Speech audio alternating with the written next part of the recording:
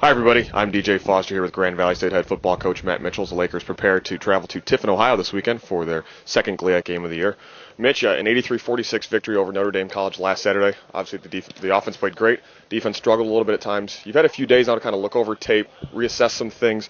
Did you learn anything differently when you watched the game film a second or probably third time?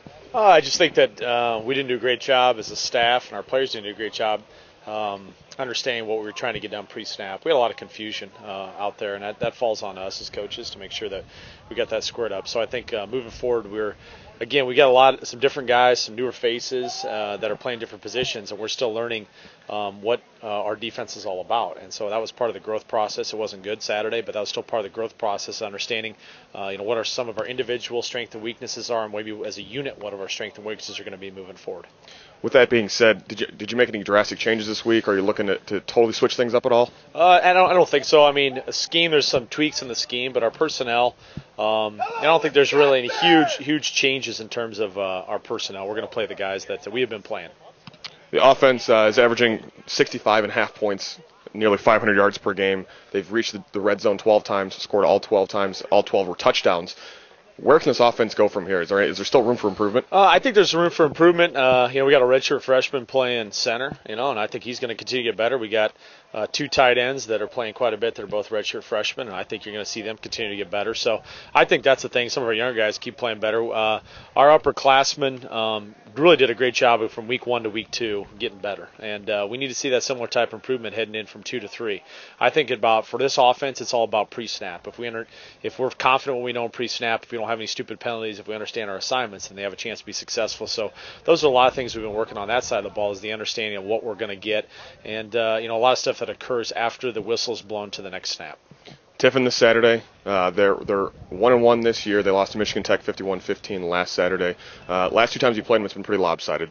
70-7 last year, 71-10 2 years ago. Obviously, it doesn't matter this year. But what have you been able to see on them, kind of looking at game film this week that you're trying to prepare for this weekend? Well, I think we saw a huge difference watching tape between their first game and their second game, based on their energy level and just the way they kind of ran around. And I just think some of that has to do with the travel and day game and playing up in the Upper Peninsula. When they played their home game against McKendree, they had a lot of energy, especially on special teams. And then, I think they got a little bit behind, but their energy level maybe wasn't quite the same. So we got to look at the team that beat McKendree, the home team. That's the team that came out with a lot of energy. And so that's one of those deals. We saw a big difference between week 1 and week 2 just in their energy level and their enthusiasm. So we have to be prepared for more what I think they're going to bring based on game 1 than game 2. If a win this weekend, you'll go 3-0 overall, 2-0 in the GLIAC. What'll it take to get there this weekend? Well, I think on the offensive side of the ball, same thing. No turnovers. We've been great in the turnover margin on both sides of the ball, but other than Chris Robinson's fumble, we've had one fumble in 2 games. So, they're a team that isn't afraid to pressure and bring some stuff at you. We got to be able to handle that pressure, be able to handle that. They're not just going to lamp and base defense all the time.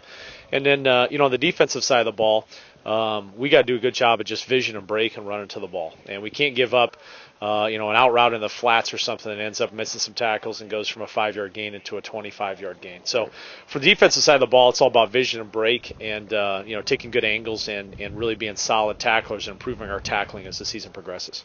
Grand Valley State heads to Tiffin, Ohio for their first GLIAC road game of the year this Saturday at 1:30 in Tiffin, Ohio. Mitch, best of luck this week. Thanks for your time. All right, thank you. Thanks for watching the Grand Valley Sports Network.